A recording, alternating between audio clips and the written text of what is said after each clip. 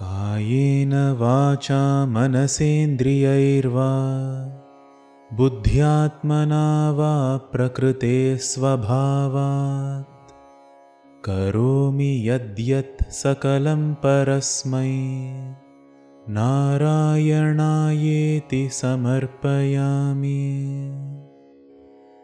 With my body, my speech, my mind or my sense organs, through my intellect, my sense of self or my natural tendencies, whatever actions I perform, all of it is towards the Supreme Being. By saying Narayanaya, I submit my offering. Om Namo Narayanaaya. प्रीत्या दैत्यस्तव तनुमः प्रेक्षणात् सर्वथापि त्वामाराध्यन्नजितरचयन्नञ्जलिं सञ्जगाद. मत्तः किं ते समभिलषितं विप्रसूनो वदत्वं वित्तं भक्तं भवनमवनीं वापि सर्वं प्रदास्ये. Looking at your form lovingly, the Asura, in all different ways worshipping you, O undefeated one, making the Anjali Mudra, spoke, O Brahmin child, what do you wish to get from me? Tell me. Money, food, mansions or earth? I can give you everything. तामक्षीणां बलिगिरमुपाकर्ण्य कारुण्यपूर्णोऽप्यस्योत्सेकं शमयितुमना दैत्यवंशं प्रशंसन् भूमिं पादत्रयपरिमितां प्रार्थयामासिथ त्वं सर्वं देहीतु निगदिते Kasya hasyannava syat. Listening to those great words of King Bali, despite being filled with compassion, to pacify his pride, praising the lineage of Asuras, you started asking for a 3 feet measure of land.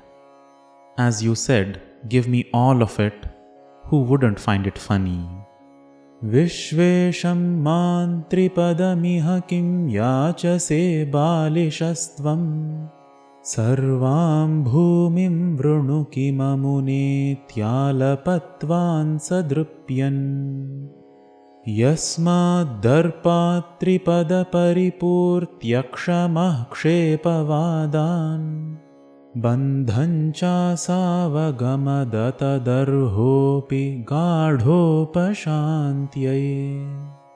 O simple child, what are you asking me, the king of the universe, for mere 3 feet of land? Choose the entire world. Of what use are 3 feet?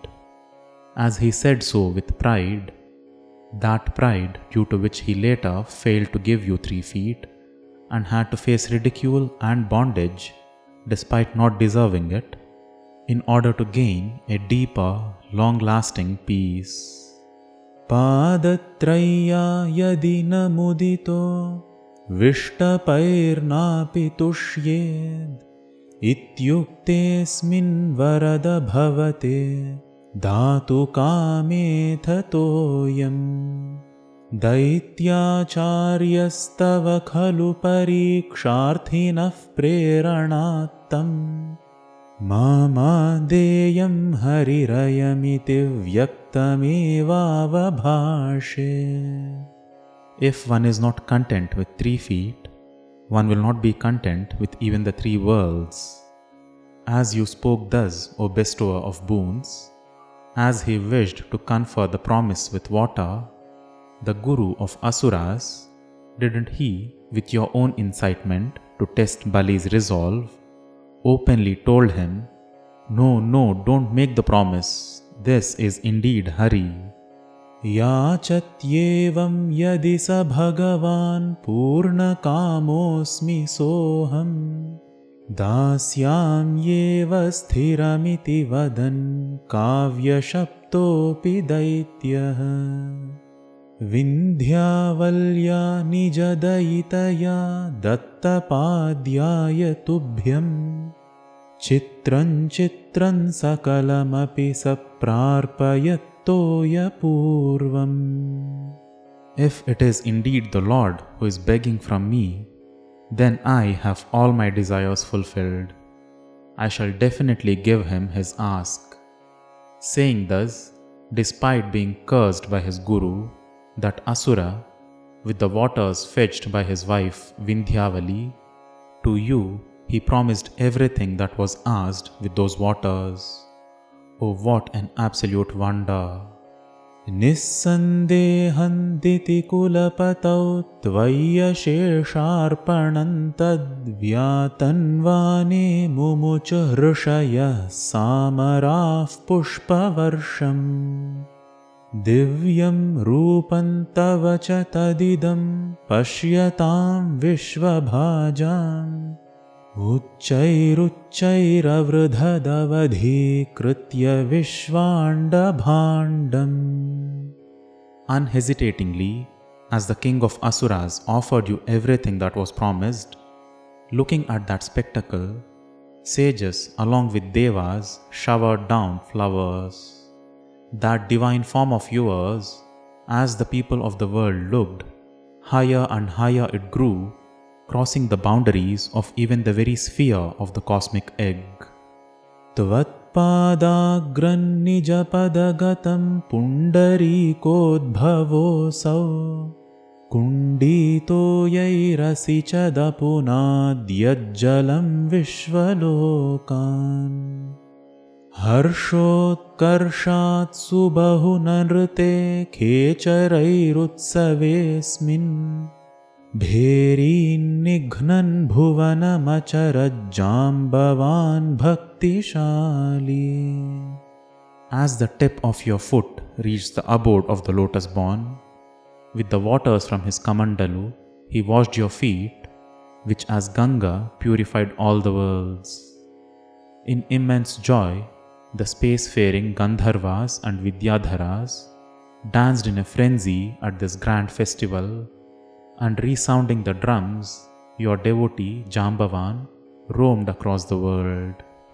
तावद्दैत्यास्त्वनुमतिमृते भर्तुरारब्धयुद्धा देवोपेतैर्भवदनुचरैः सङ्गता भङ्गमापन्.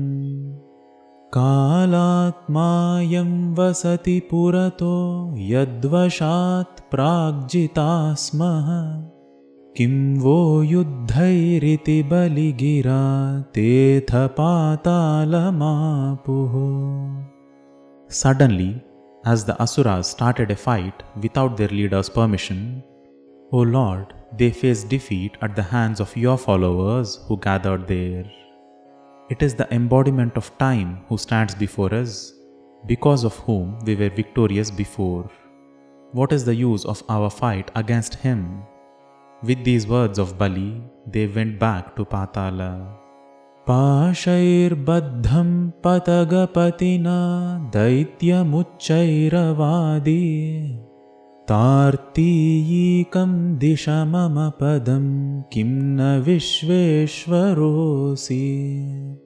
पादं मूर्ध्नि प्रणय भगवन् नित्यकम्पं वदन्तं प्रह्लादस्तं स्वयमुपगतो मानयन्नस्तवीत्वाम्. To King Bali, who was now tied by ropes by Garuda, you loudly spoke, "Aren't you the king of the universe? Show me my third step. Step your foot on my crown, O Lord." As he spoke thus, Prahlada himself reached there and started praising you in worship. दर्पोच्छित्यै विहितमखिलं दैत्यसिद्धोऽसि पुण्यैः लोकस्ते स्तुत्रिदिव विजयी वासवत्वं च पश्चात्. मत्सायुज्यं भज च पुनरित्यन्वगृह्णा बलिं तं विप्रैः सन्तानितमखवरः Pahi Vatalayesha. O Daitya, in order to eradicate your pride, all this had to be done. You are ripe with virtue. May you rule over the world which excels all the three worlds, and then enjoy the stature of Indra, and then attain to unity with my own self. Gracing Bali thus, O Lord who had Bali's yajna completed by the sages, protect me, O ruler of the abode of wind.